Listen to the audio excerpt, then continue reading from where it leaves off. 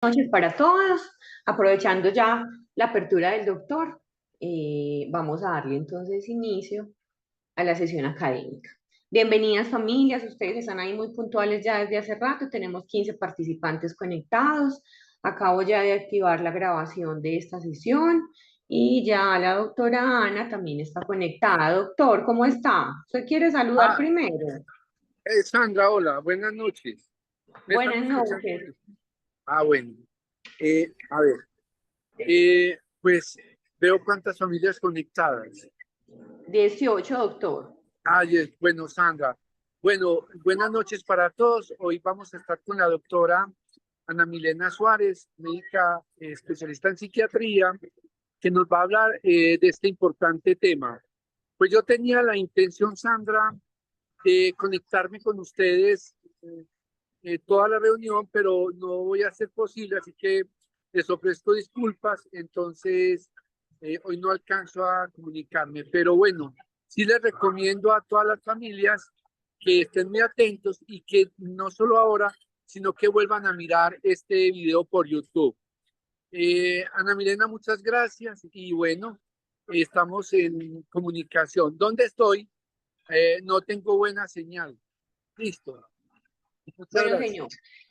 Gracias a usted, doctor. Ya me ven. Ya me ven. Ya aparecí. Ya Bueno, te vemos. feliz noche. Gracias. Gracias. Muchas Chao. gracias, igualmente. Chao. Feliz noche, don Ramón. Bueno, bienvenidos. Bueno, como el doctor ya nos informó, ustedes ya habían visto en una oportunidad anterior a la doctora Ana. La doctora Ana Milena actualmente acompaña y apoya en la institución los procesos de los pacientes de hospitalización parcial. Con una amplia experiencia, ¿cierto? En su ejercicio de psiquiatría. Ella nos hizo una presentación el año anterior, que si no me falla la memoria, creo que fue sobre esquizofrenia. Trastorno Eh, bipolar. Trastorno bipolar. Bueno, es importante, doctora, y estamos muy agradecidos de que nos hubiera apoyado esta vez porque sus presentaciones nos gustan mucho, nos parecen muy entendibles para nosotros que no somos psiquiatras, porque a veces nos llenan de un montón de términos y la idea pues es que podamos comprender, ¿cierto? Y que las familias tengan una comprensión. Entonces, estamos muy contentos de que estés aquí. Les cuento a todos antes de iniciar que este año el doctor tiene como consigna que tengamos un nivel académico superior, no porque hubiésemos tenido uno que no sea aceptable, pero él quiere como incrementar, pues como desde la parte teórica y desde los conocimientos de nuestros profesionales un tanto más de exigencia. Entonces, para que estén súper conectados, para que estén súper pendientes y para que podamos pues como continuar con este aprendizaje que nos fortalece tanto y que podamos tener más herramientas para garantizar que los procesos, garantizar no, pero que podamos tener más posibilidades de que nuestros procesos sean exitosos. Doctora Ana Milena, bienvenida, buenas noches. Gracias por la participación a las 19 familias que están conectadas. Les contamos que como de costumbre vamos a tener al final un espacio de preguntas para que ustedes puedan aclarar dudas. Pueden ir levantando la mano. En el chat también yo voy a tratar de estar pendiente y leer las dudas que surjan. Y les recuerdo que estas sesiones quedan grabadas la semana siguiente en nuestro canal de YouTube. Ya luego, si tienen cualquier duda por el chat de atención al usuario, los podemos orientar porque ustedes no siempre van a poder estar conectados en vivo, pero al menos para que se desatrasen después, que son temas que a todos nos interesan.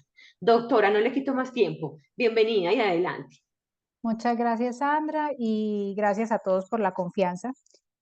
A mí este tipo de actividades académicas me encantan porque, pues efectivamente, como lo dijiste ahorita, son parte fundamental del proceso de tratamiento de los pacientes, tanto de internación como en ambulatorio. Yo estoy en ambulatorio en este momento, en el programa de hospitalización parcial. Entonces, la idea es darles o compartirles una información clara, que sea entendible, pues, como tanto para los profesionales de la salud, los compañeros, los familiares, porque también hay profesionales de la salud que son familiares o cuidadores de nuestros pacientes, y obviamente para las personas que no tienen nada que ver con el área de la salud, pero son los principales cuidadores de nuestros pacientes. Entonces, vamos a empezar con el tema de hoy, que es trastorno negativista desafiante.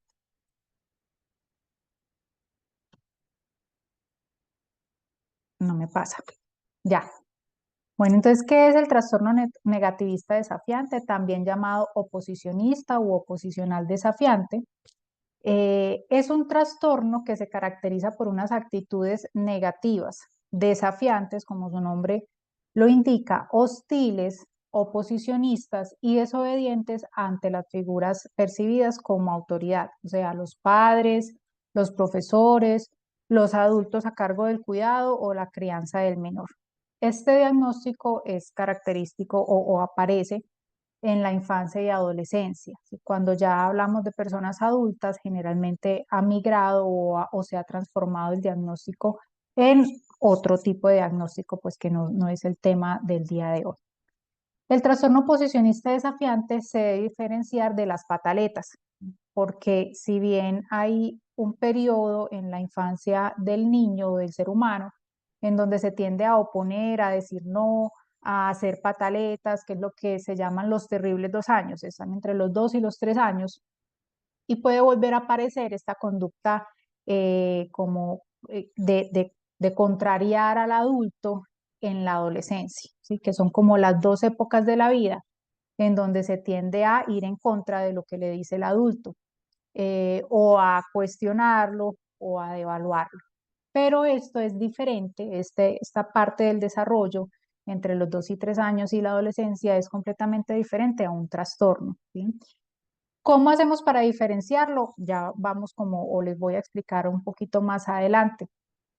Además, tenemos que tener en cuenta que hay momentos o hay necesidades que cuando son insatisfechas, principalmente en los niños, producen una marcada irritabilidad, producen agresión, hostilidad, eh, gritos, desobediencia, y es, por ejemplo, el cansancio o un niño con hambre, entonces, o que estén irritados por alguna situación, o un niño, por ejemplo, que todavía no sepa hablar y esté sucio, tenga el pañal sucio. Entonces, esta incomodidad puede generar también ciertas conductas que no debemos catalogar como un trastorno posicionista desafiante, sino más bien mirar cuál es la necesidad del menor y darle solución. La característica o una de las características del trastorno posicional desafiante es que tienen un patrón repetitivo, ¿sí? Entonces, esto es otra cosa que nos ayuda a diferenciarlo de una pataleta o de una etapa normal de la vida en la parte de la desobediencia. Entonces, son niños o son adolescentes que constantemente durante un tiempo determinado, que el tiempo de 6 meses, presentan este tipo de actitudes que mencionaba yo ahorita, las negativas, desafiantes, hostiles, oposicionistas o la desobediencia ante las figuras de autoridad. En un periodo de 6 meses se debe presentar diariamente, si son en menores de 5 años o si es en mayores de 5 años, mínimo una vez a la semana. Bueno, el trastorno posicionista desafiante se puede prevenir. En realidad no se puede prevenir como tal la enfermedad, pero sí se ha demostrado que hay cosas que se pueden hacer más en la parte del ambiente protector, que sería la familia o el hogar, que ayudan o a detectar tempranamente este diagnóstico o a disminuir las actitudes hostiles de los menores. Ejemplo, si el niño está criándose en un ambiente hostil, en donde la violencia es la forma o la herramienta para resolver los conflictos, pues eso es lo que va a aprender el niño. Entonces, esta hostilidad es la que va a empezar a expresar. Y vean que aquí en el trastorno posicionista desafiante se pone esa hostilidad como uno de los síntomas, como para diagnosticarlo, de los criterios. Entonces, si se logra detectar un ambiente hostil, pues la idea es que se empiece un aprendizaje y un cambio en todo el núcleo familiar, que principalmente, pues hablando ahorita como específicamente de Servit, nos enfocamos bastante en la familia, porque con ese cambio podemos lograr que esta actitud del niño disminuya. Entonces, no es que se trate de prevenir el trastorno o la enfermedad, sino de mejorarles el ambiente para disminuir la respuesta del menor. ¿Cómo se puede identificar el trastorno posicionista desafiante? Tanto en casa o, por ejemplo, los profesores en los colegios también pueden identificarlo. Entonces, ahorita yo les decía, los síntomas son frecuentes, son repetitivos. no es algo ocasional, no es secundario a una necesidad insatisfecha del menor o a una irritabilidad por algún conflicto puntual que tenga el menor. En menores de 5 años, los síntomas deben ser diarios y en los mayores por lo menos una vez a la semana. Estos síntomas son disfuncionales, o sea, empiezan a alterar pues el funcionamiento del menor, que pues en esa etapa principalmente se ve reflejado en el aprendizaje, en la adaptación escolar y en la relación de los niños con pares, o sea, con otros niños, o también con los profesores o las figuras de autoridad. Los síntomas son rabietas frecuentes, discusiones excesivas con los adultos, cuestiona las reglas, no sigue las reglas, se niega a cumplir con las peticiones de los adultos o las órdenes o las tareas asignadas. El comportamiento del menor es con una clara intención de molestar o perturbar a otros, incluyendo a los adultos, no solamente a los compañeros. Culpan a otros por sus propios mal comportamiento o errores, o sea, se justifican. Con frecuencia presentan una actitud de enojo, hablan con dureza o de una forma poco amable. Y otra característica de estas personas es que tienden a buscar venganza, ¿sí? Porque puede que sea que el niño presente esta actitud hostil o puede que a través de la omisión, o sea, calladitos, no hagan caso, o sea, omitan la norma o hagan lo contrario a la norma, la rompan y posteriormente busquen vengarse cuando se les, por ejemplo, en casa cuando se les pone un castigo o en los colegios cuando se les pone un castigo, ¿cierto? Entonces son los niños que buscan hacer como algún tipo de daño o algún tipo de burla al otro como forma de vengarse por no haber logrado pues como hacer lo que ellos querían en ese momento.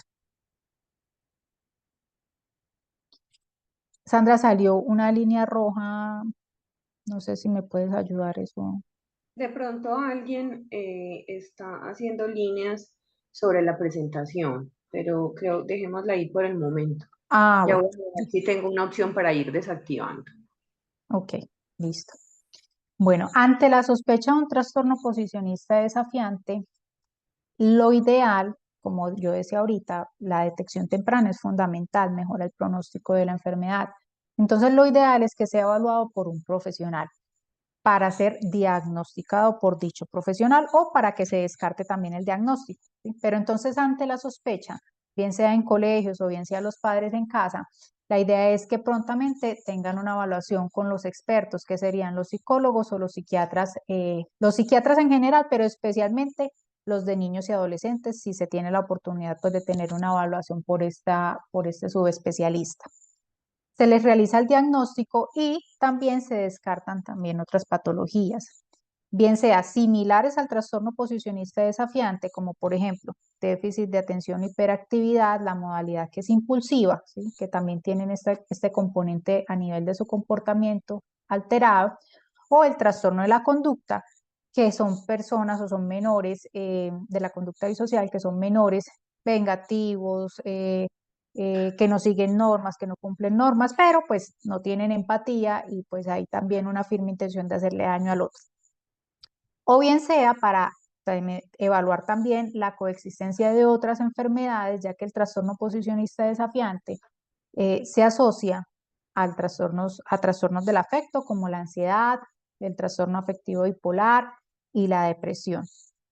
Estos niños, como tienen una conducta disruptiva, tienden a ser rechazados, ¿sí? O a ser maltratados, bien sea por la frustración que presenta pues el adulto al ver que no siguen las normas o al ver, por ejemplo, que el niño se le pone el castigo y el niño lo que hace es ir y vengarse o hacerlo posteriormente, hacer esa conducta prohibida de una peor manera, ¿cierto? Como más grave todavía. Entonces son niños que pueden llegar a ser maltratados, tanto por sus pares como por los padres o por los profesores, excluidos, y esto genera obviamente síntomas afectivos o emocionales. Entonces, se debe evaluar también muy bien la presencia de otros síntomas que sugieran otro tipo de enfermedades como la ansiedad o cualquier trastorno emocional, la depresión y el descartar otras enfermedades concomitantes. El trastorno posicionista desafiante es más frecuente en niños que en niñas. pero antes de la adolescencia. Después de la adolescencia en realidad no se ha visto una diferencia.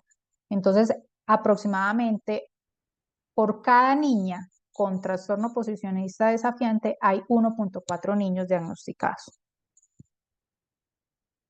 Tiene también pues unas clasificaciones o tiene una gravedad que va de leve a grave. Leve es cuando se presenta en un solo entorno, bien sea en el colegio o bien sea en la casa o en la casa del cuidador pues que esté a cargo de él. El moderado es al menos en 2 entornos, colegio y casa, y el grave en 3 o más entornos. Con respecto a la gravedad y en general, pues como al diagnóstico del trastorno oposicionista desafiante, se debe evaluar o se debe tener en cuenta, mejor se debe tener en cuenta, que así sea en un solo entorno, en un solo ambiente, como por ejemplo en casa, se puede hacer el diagnóstico, ¿cierto? Si cumple con los otros síntomas y si cumple con el tiempo, que son 6 meses, ¿sí? Hago esta claridad porque a veces cuando se presenta o solo en el colegio o solo en la casa, entonces se tiende como a subdiagnosticar o no se les da el diagnóstico al menor porque se cree que es un problema puntual en alguno de esos ambientes, ¿cierto? Entonces, es también como una invitación a evaluar no solamente si hay un desencadenante en ese entorno que le esté generando al niño la sintomatología, sino también evaluar si tiene el diagnóstico y pues es en un caso leve, por ejemplo, o si ya tiene otros entornos afectados, pues ya es un poco más fácil pues como de diagnosticar y de clasificar. Al ser una enfermedad del trastorno oposicionista desafiante, tiene unas complicaciones. Entonces, como lo decía anteriormente, hay problemas con los padres, con los profesores y con otros compañeritos o con los pares o con los amigos. Tienen una dificultad para tener amigos, ya que no lo ven como normal o amigable, porque pueden llegar a ser bastante hostiles o lo que la gente llama comúnmente groseros. Hay un bajo rendimiento escolar, puede haber una conducta antisocial o disocial, que era lo que yo les decía ahorita, que le hacen daño, bien sea a personas o animales. Pueden llegar a tener problemas legales, pueden tener problemas para controlar sus impulsos, que incluso es bastante frecuente.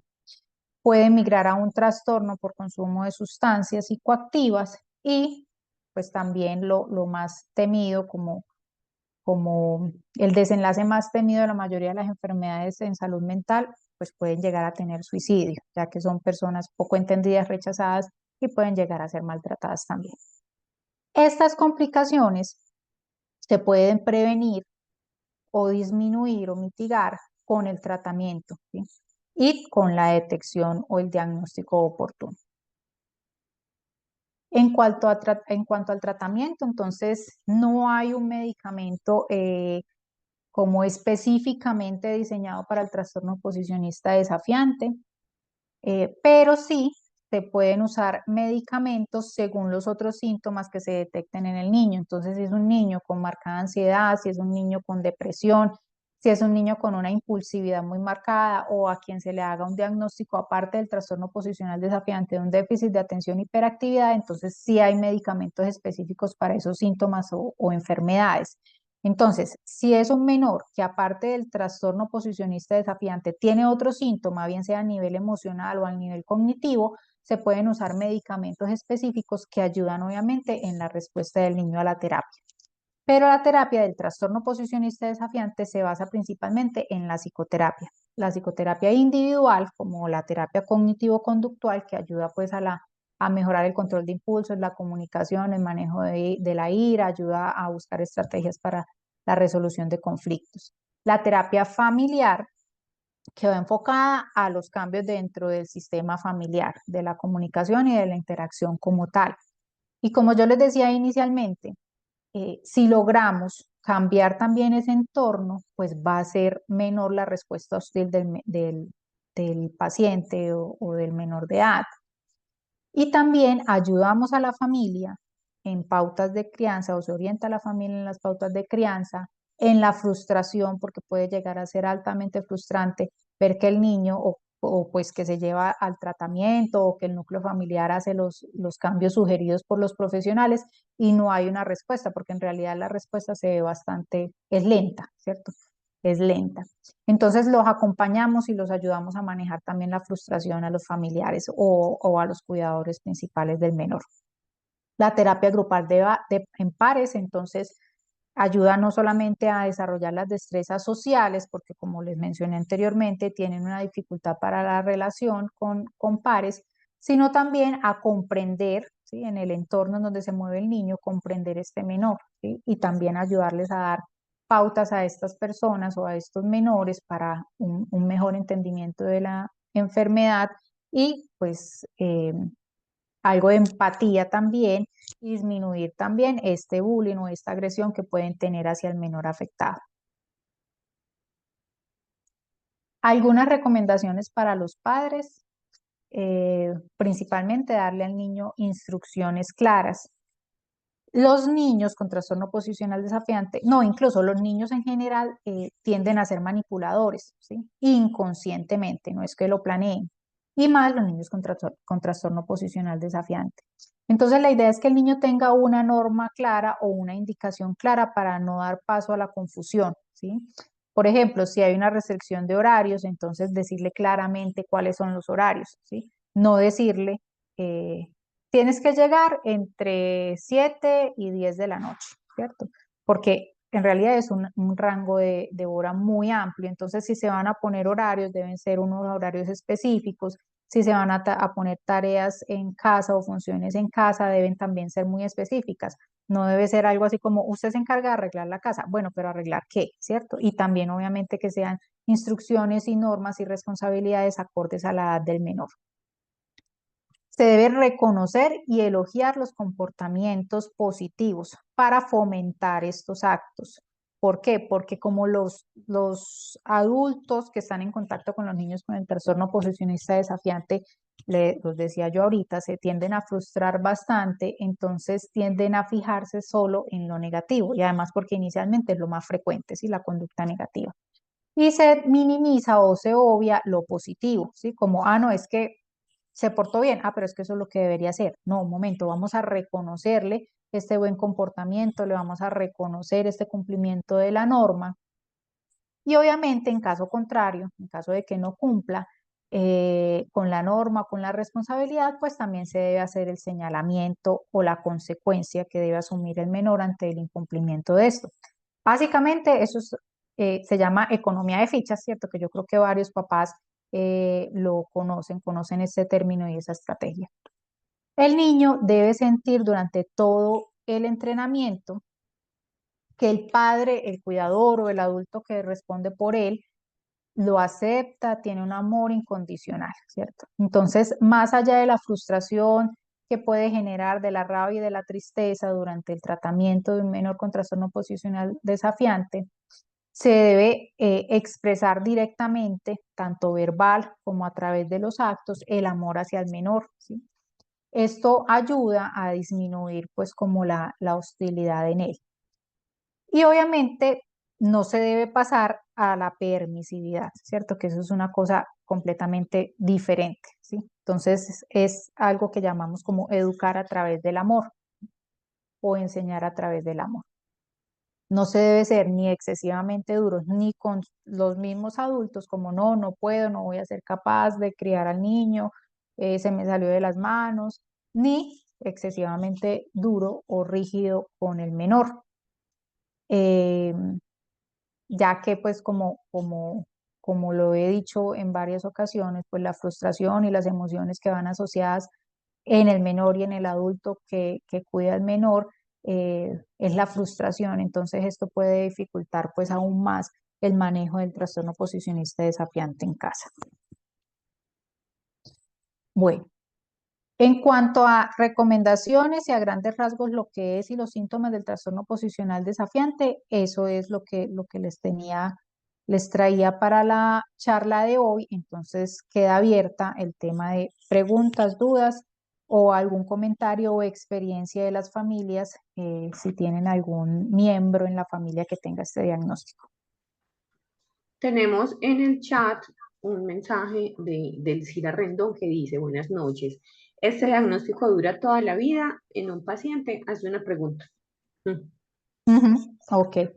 Bueno, Elcira, el diagnóstico inicia en la infancia, pues idealmente se debe diagnosticar tempranamente, entonces inicia en la infancia y se va hasta la adolescencia generalmente. Si se logra hacer el diagnóstico oportuno y el tratamiento oportuno, las personas o el paciente logra adaptarse tanto a la norma, a la sociedad o al ambiente pues en el cual está presentando la dificultad y logra ser funcional. Entonces, no necesariamente debe durar toda la vida si se hace la detección temprana y el tratamiento. ¿Qué sucede? Que como se los mencionaba en la primera, segunda diapositiva, hay una alta comorbilidad, se llama eso, o sea, hay asociación de otras enfermedades y se puede migrar a otras enfermedades, que eso sería como una especie de complicación. Entonces puede que el niño tenga el diagnóstico posicional desafiante en la infancia que nunca haya sido detectado y después migra, por ejemplo, a un trastorno de personalidad antisocial o a un trastorno de la conducta en general. Entonces, no necesariamente debe acompañarlo toda la vida cuando se hace la detección temprana y el tratamiento, pero sí hay personas que sí incluso migran en el diagnóstico o se convierte pues en algo un poco más avanzado. Gracias, Doc. Bueno, nos dice Melissa, ¿qué medicamentos son recomendables para este trastorno? ¿El aripiprazol ayuda? Ujú. Bueno, entonces, como les decía, no hay un medicamento específico para este diagnóstico, pero sí se pueden utilizar otros medicamentos para síntomas que estén acompañando el diagnóstico, como los emocionales, la depresión, la ansiedad o el descontrol de impulsos, o el insomnio, por ejemplo. El aripiprazol específicamente ha demostrado ser útil en la impulsividad, en la estabilización de las emociones y también genera sueñito en algunos niños. Entonces ha sido útil para esos síntomas, pero vuelvo, insisto, no es que ese medicamento o ningún medicamento ya esté comprobado o aprobado que sirve específicamente para el diagnóstico, sino más bien para los otros síntomas que acompañan la enfermedad. Gracias, Doc. Bueno, tenemos otra pregunta. Dice, buenas noches, Joana. ¿Puede ser un comportamiento aprendido o se desarrolla por sí solo? Ujú. Bueno, hay varias teorías como del origen del diagnóstico oposicionista desafiante. Una es intrínseca, o sea, unos neurotransmisores no funcionan bien y genera la irregulación emocional y comportamental del menor, pero también hay otras que, como les decía inicialmente, que son propias del entorno, ¿sí? O sea, sí puede ser un comportamiento aprendido, la forma de resolver los conflictos, de comunicarse, de expresar sus emociones. Si el niño está en un entorno hostil, va a aprender hostilidad, ¿sí? Por eso hacemos tanto énfasis en la intervención familiar, porque sí o sí el entorno o el núcleo en donde más tiempo pasa el menor debe evaluarse y en caso de detectarse algún tipo de agresión, hostilidad o alguna pauta de crianza inadecuada, se debe corregir y así mejorar el comportamiento del menor. Bueno, vamos a ver si nos quedan más preguntas en el chat. Ahí abro un paréntesis y les informo que acabo de compartirles el link de asistencia para que por favor ahorita me ayuden a diligenciarlo. La familia Cáceres dice, mientras el paciente está con ustedes, pueden identificarlo. Sí, sí se puede identificar, ya que una de las características es el desafío a la autoridad o la oposición a la figura de autoridad. Y las figuras de autoridad, entonces, por ejemplo, en Servido, en la institución, pueden ser los tratantes, bien sea psicólogos, psiquiatras, los enfermeros, las personas que dirigen el tratamiento del paciente. ¿Sí? Como hay unas normas claras, unas actividades claras, entonces el paciente o el menor con el trastorno posicionista desafiante puede ir en contra de eso. Entonces sí se puede detectar durante la internación, así sea por otra enfermedad, se puede detectar y diagnosticar esta enfermedad.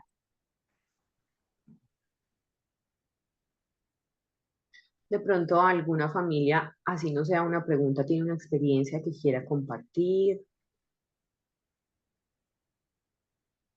Doc, o sea que no hay adultos oposicionistas, según lo que dijiste.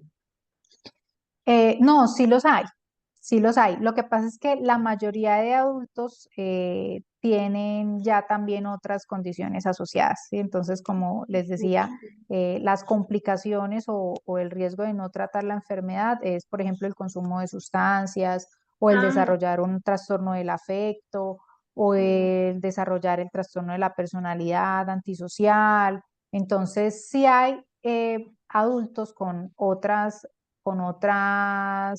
perdón, con el trastorno posicionista desafiante que nunca fue tratado, pero normalmente se enmascara porque empiezan a primar otras enfermedades u otras complicaciones del no tratar la patología a tiempo. ya. Bueno, doña Delcira levantó la mano. Adelante. Muy buenas noches. Mi hijo desde los 7 años yo empecé a notar pues que él venía pues con esa actitud, ¿cierto? Eh, a mí me llamaba mucho la atención, inicié pues con cita con médico general, ya me lo remitieron con psicólogo. Hasta los 8 años lo pude llevar con psicólogo, ya lo habían remitido con psiquiatra, pero por muchas razones no lo pude llevar. Eh, Quizás esa es una de las causas por las que Alejandro también no se le ayudó mucho, fue por el lado materno, por el lado pues, de mi mamá, que ella no permitía que yo lo llevara a ninguna parte, ni que yo le diera a tomar sus medicamentos que le enviaba pues como el psicólogo en ese entonces. Hubo una interrupción como hasta los 9 años, un año pues estuvo sin tratamiento y, y pues sin verlo pues el especialista. Retomé nuevamente con mayor fuerza, ahí fue nuevamente con orden a psiquiatría, cambiaron medicamentos y el psiquiatra pues sí me expresó de que Alejandro tenía pues ese diagnóstico, inclusive me mencionó pues del, de- ay, me colabora con la palabra, es que estoy como, o sea, él tenía déficit de atención y Ujú, iba a déficit pasar de a ser atención e hiperactividad. ¿cómo? ¿Iba a pasar a ser qué, perdón, doña Elcira? O sea, él inició con déficit de atención eh, y luego pasaba a déficit de atención compulsivo desafiante y con este último que usted mencionó ahorita, es que se me va el nombre. El antisocial. Eh, Él tuvo muchas interrupciones, sí, el antisocial, Ujú, exactamente. Entonces él en estos momentos tiene 18 años y me preocupa porque en parte sí fue muy interrumpido pues el tratamiento, las citas con el psiquiatra y, y no sé eso en qué pueda afectar ya ahora que él tiene sus 18 años, porque él no logra centrarse pues como en él no logra estar centrado, no, él todavía donde está, él todavía parece un niño. Entonces uno que ujú. puede, cómo pudiera reaccionar, aunque gracias a Dios él está ahí en la institución. Me siento muy tranquila porque pues al menos yo sé que él está allá, que está tomando sus medicamentos y que no está en la calle porque también para rematar empezó a consumir drogas. Entonces me imagino que eso ahí fueron más choques, dos choques ahí más todavía para aumentar pues como la violencia que él andaba. Aparte de eso, pues las actitudes de él, el comportamiento. Entonces, no sé, yo estoy preocupada, mi ansiedad o no sé cómo decirlo, es pues porque cuando de pronto yo ya lo tenga en mi casa y yo noto que él aún sigue con ese comportamiento. Ujú, ok. Bueno, doña Elcira, discúlpeme, yo la tomo de ejemplo, tomo el caso de su hijo de ejemplo, eh, como para aclarar varias dudas que yo sé que tienen otras personas y que incluso ya las han preguntado. Entonces, vean que el paciente presentó una complicación, ¿cierto? Del diagnóstico inicial o varias complicaciones, y es que ha migrado el diagnóstico, o sea, le han dado otros nombres, otras enfermedades adicionales al trastorno oposicionista desafiante, hay consumo de sustancias y pues también el trastorno de la personalidad, según le entiendo yo a doña Delcira. Y nos cuenta también que cuando se le hizo el diagnóstico en la infancia al niño, hubo dificultades para la adherencia en el tratamiento, ¿sí? Y acá no se trata de buscar culpables, ya uno empieza pues como a mirar en este momento qué se puede hacer para mejorar el funcionamiento de la persona, del individuo, ¿sí? Pero si somos como académicos y empezamos a mirar en retrospectiva, entonces vemos que sí hubo una interrupción del tratamiento y en el núcleo familiar hubo un desacuerdo, ¿cierto? En Colombia, las normas o la crianza no está a cargo solamente de la mamá o del papá, sino que intervienen varios familiares, ¿sí? Bien sea los tíos o tías o bien sea los abuelos, ¿no? Entonces esto complejiza un poquito la situación porque empiezan a haber choques en las opiniones, ¿cierto? Y parten de los deseos y los miedos de cada quien. Entonces los abuelos dicen, no, no lo medique, la mamá sí, pues obviamente es la que más sufre como el diagnóstico o el síntoma del paciente. Entonces empiezan a haber esos choques y efectivamente la mayoría de personas pues termina como eh, afectado por esta ausencia de tratamiento, porque a la larga esos choques que implican también o representan una dificultad intrafamiliar, pues la conclusión es mejor no le hacemos nada para no entrar en conflicto, ¿cierto? Entonces ahí vemos la importancia de generar cambios en el núcleo del paciente, en el núcleo familiar, por ejemplo, y en donde la terapia familiar es fundamental, ¿sí? Entonces, lo ideal es que cuando se detecten este tipo de casos, se haga una terapia familiar para orientar, explicar obviamente el diagnóstico, aclararle las dudas, los miedos y así las personas puedan acceder a los tratamientos, ¿cierto? Y también para llegar a acuerdos en cuanto a las normas del menor, porque cuando yo les decía que una de las recomendaciones para los familiares era dar las normas, tener unas normas claras, unas instrucciones muy precisas, no entrar pues cómo demostrar el amor, etcétera. Entonces también es manejar un mismo lenguaje o idioma. ¿Qué quiero decir con esto? Que si al niño lo cuida la tía o la abuelita, pues la idea es que la tía o la abuelita tengan las mismas normas, ¿sí? O el papá, por ejemplo, en el caso cuando son papás separados, tengan las mismas normas que tiene la mamá en casa, ¿cierto? Y obviamente que sean normas cumplibles y que vayan acordes o responsabilidades también cumplibles y que vayan acordes a la edad del paciente, ¿cierto? Ahora, doña Elcira, específicamente en el caso suyo, eh, preocupación, claro, es entendible, ¿cierto? Porque ya ha migrado la enfermedad y ya hay otras cosas asociadas, pero no quiere decir que no se pueda hacer nada, ¿cierto? Siempre y cuando tanto el núcleo familiar como el individuo, o sea, el mismo paciente, quieran generar ese cambio y quieran seguir las recomendaciones. Así ya tenga 18 años, obviamente juega mucho el tema de la voluntad del paciente, pero así ya tenga 18 años, si la persona quiere cambiar y quiere hacer un tratamiento, todavía hay posibilidad de ser funcional, ¿cierto? Entonces, más allá de si el diagnóstico permanece y si es 1 o 10, sí se puede lograr ser funcional, ¿sí? Si se generan los cambios desde el núcleo familiar o desde la familia del paciente y el entorno y obviamente principalmente desde el paciente. Doc, tenemos en el chat una pregunta de Carito que dice, ¿qué se puede hacer cuando los chicos ya están en la adolescencia y no solo tienen este diagnóstico, sino que también tienen complicaciones de consumo? Creo que tiene relación con lo que acabas de hablar del caso de Alejandro. Ujú. Sí, entonces es altamente frecuente, sería una patología dual, ¿cierto? Que en servicio somos como expertos en patología dual o enfocados en patologías múltiples. Igual tienen tratamiento, ¿cierto? Entonces, bien sea que esté el trastorno posicionista desafiante purito o que haya migrado o que tenga otras enfermedades adicionales, también tienen un tratamiento. Entonces, ¿qué se hace con estos chicos? Dar específicamente un tratamiento dirigido para los diagnósticos o las patologías o lo que está afectando al paciente. Si son muchas, entonces, ¿qué se hace? Priorizar, ¿sí? Entonces, en este momento, ¿qué es lo que le genera un mayor impacto al individuo en su funcionalidad? Se empieza a dar un tratamiento a eso y ya luego, sí, cuando se estabiliza eso como más grande o más grave, sí se empieza a abordar las otras patologías o las otras condiciones que tenga el paciente. Específicamente, en el caso del trastorno por consumo de sustancias psicoactivas, entonces se debe evaluar la sustancia, se debe evaluar si hay síntomas de abstinencia, se debe evaluar otras conductas pues como de riesgo que se pueden tener durante el consumo, desinhibición en la parte sexual, en la parte social, si tienen algún riesgo, si hay amenazas, etcétera.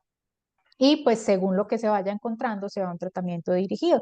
Que si hay síndrome de abstinencia, entonces obviamente hay medicamentos para ese síndrome de abstinencia. Hay terapias, recuerden que yo les decía que en el trastorno oposicional desafiante, lo fundamental o el tratamiento base o la piedra angular del tratamiento es la terapia, ¿cierto? La terapia individual, que está basada en la cognitivo-conductual, y la terapia de familia, ¿cierto? Entonces, hay medicamentos que también nos ayudan en la parte del consumo de sustancias a los síntomas de abstinencia o de control de impulsos o de ansiedad, de insomnio, etcétera.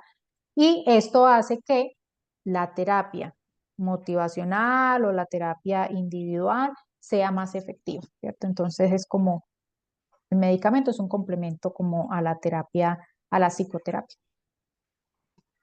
Ay, qué importante, Doc. O sea que el componente biológico no es lo principal, como si habláramos, por ejemplo, de un afectivo bipolar, ¿cierto? Exacto, o una esquizofrenia, por ejemplo, en donde también es muy útil la psicoterapia en todas las enfermedades, pero lo farmacológico sí cobra como más importancia. Yo siempre le digo a los pacientes que esos son como muleticas que uno tiene, como si uno se, no sé, se fracturara un pie y necesitara algo para caminar. La muletica de la mano derecha sería la terapia, la muletica de la mano izquierda sería el medicamento, y con las dos muleticas funcionamos mejor, ¿cierto? Y la respuesta es mucho más rápida. Listo. Le mando un saludo muy especial a don Guillermo Gallo, que ha estado con su cámara encendida todo el tiempo, y su compañera, y a doña Amparo Ramírez. Nos gusta mucho verlos, porque somos una familia, entonces así nos sentimos mucho más cerquita. Un abrazo para ustedes y bueno, pues les hago como la invitación, si alguien más quiere decir algo, un aporte, compartir, otra pregunta, no sé, alguna duda.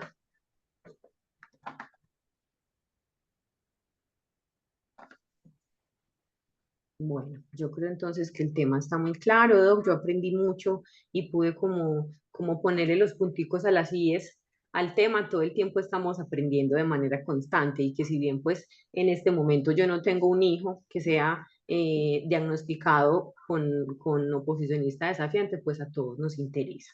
Bueno, les agradezco entonces mucho. Sandra, discúlpame, Bueno. discúlpame, yo te interrumpo un poquito. Y yo sí quisiera como dejarles un último mensaje a todas las familias. Eh, bueno, uno, que no pierdan la esperanza, ¿cierto? Entonces, a veces uno dice, pero ¿cómo así? Entonces ya no solamente tiene una enfermedad, sino tiene tres o dos, o vea que no se le hizo el tratamiento o el diagnóstico a tiempo, ¿cierto? Entonces empiezan como a desesperanzarse, y vean que parte de las recomendaciones era intentar manejar la frustración que se presenta en estos casos, ¿sí? Y que si somos sinceros, esta frustración o esta sensación de esto no va a mejorar o esto no va a pasar, no solamente es en los casos de oposicionista desafiante, sino en muchas enfermedades en salud mental, ¿cierto? Entonces siempre tengan la esperanza de que hay algo que se puede hacer, siempre y cuando las personas quieran el cambio y obviamente lo hagan o sigan las recomendaciones. Y lo otro es que uno debe ser como muy cuidadoso a la hora de pues cuando se sospecha o uno empieza a detectar en casa que algún familiar tiene algún tipo de enfermedad, ¿cierto? No específicamente el tema de hoy, sino cualquier enfermedad, porque en Colombia todavía hay, bueno, y en muchas partes de Latinoamérica hay mucho estigma con la enfermedad mental. Entonces empiezan a usar esa sospecha, puede ser que a través de la preocupación, pero empiezan a usar esa sospecha como arma, ¿sí? O como castigo o como amenaza, ¿sí? Entonces uno escucha, ¿sí? En familias o uno escucha por ahí en cualquier lado que dicen, ante cualquier comportamiento que disguste de la persona o del paciente, como, ah, claro, es que como usted está loco, ¿sí? O, ah, claro, no es que usted ya es caso perdido. No, es que eso fue que no se tomó el medicamento, ¿cierto? O si no hay un diagnóstico como tal, entonces empiezan a decir, siga así que lo voy a llevar al psiquiatra. Siga así y verá que lo voy a internar, ¿cierto? Y esto lo que va generando es, uno, pues mayor irritabilidad y hostilidad en el paciente, y dos, rechazo a los tratamientos, porque entonces ya nos convertimos en un castigo, ¿cierto? No en una herramienta o en una ayuda, sino en castigo. Entonces, una invitación también para que tratemos con amor, ¿cierto? Pues con mucho más amor. Yo sé que todos tienen obviamente amor hacia sus familiares, pero que no pierdan en momentos como de frustración o desesperanza ese amor y actúen a través de la irritabilidad, que seamos muy cuidadosos con lo que le decimos, porque las palabras tienen poder, como dicen por ahí, y no se las lleva el viento, y que en caso de que ustedes vean que efectivamente hay algún comportamiento, una emoción que no está adecuada en el familiar, independientemente de la que sea, o que sospechan que puede ser una enfermedad, entonces sean llevados a los profesionales y sean los profesionales quienes hagan el diagnóstico, la evolución y la explicación, pues como de la enfermedad, tanto al familiar como al paciente, porque va a ser muy diferente que en casa lo intentemos hacer a que lo haga el profesional, ¿cierto? Las palabras pueden ser diferentes. Top, nos queda una pregunta en el chat. Dice Jordi, buenas noches. Si la enfermedad no se ha tratado o descubierto a los 8 años, eh, ¿qué tiempo tiene de consecuencias? ¿Qué tiempo o a tiempo? De pronto. O Tiene, tiempo, o a tiempo tiene descubierto a los consecuencias. 8 años, o tiempo tiene consecuencias. Ok, bueno, entonces sí, sí tiene consecuencias o desenlaces negativos o complicaciones, que así lo expuse pues en una de las diapositivas. Los 8 años pues no sería como una edad, o sea, no hay una edad como para uno decir, si no se diagnostica a los 5, a los 8, a los 10 o a los 15, pues no está especificado todavía en la literatura, ¿cierto? No hay una edad como que uno diga si se presenta, si se diagnostica a los 10, entonces les va mejor que si se diagnostica a los 15. No. Cuando hablamos de oportunamente, de un diagnóstico oportuno o a tiempo, es en cuanto al inicio de los síntomas, ¿cierto? Entonces, sí es muy claro que si el diagnóstico se hace en el primer año, por ejemplo, de haber empezado los síntomas, son pacientes pues que acceden más rápido al tratamiento y que la enfermedad va a progresar menos, ¿cierto? Entonces, no hablamos de una edad específica, sino del tiempo que lleve la persona con la enfermedad o con los síntomas, ¿sí? Y si recuerdan lo que yo les explicaba ahorita, hay un tiempo mínimo de síntomas que son 6 meses, o sea, con un mes o con un único episodio que presente el menor no podemos hacer un diagnóstico. Entonces, en el primer año, que incluiría 6 meses a un año de síntomas, lo ideal es que se diagnostiquen la mayoría para que reciban el tratamiento oportuno. Y las consecuencias entonces son múltiples. La migración a otras enfermedades, como por ejemplo el trastorno posición, perdón, el déficit de atención hiperactividad, modalidad impulsiva, el trastorno de la conducta, los trastornos de aprendizaje, los trastornos de las emociones y el más temido, como yo lo decía, que es el suicidio, ¿cierto? Porque son personas incomprendidas, rechazadas y a veces también maltratadas por el mismo comportamiento que presentan. Gracias, Doc. Bueno, antes de cerrar, de pronto alguien más, algún aporte de los participantes del chat, pueden abrir el micrófono, levantar la mano.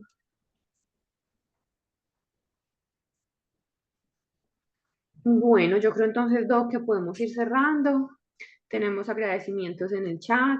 Es una información muy clara.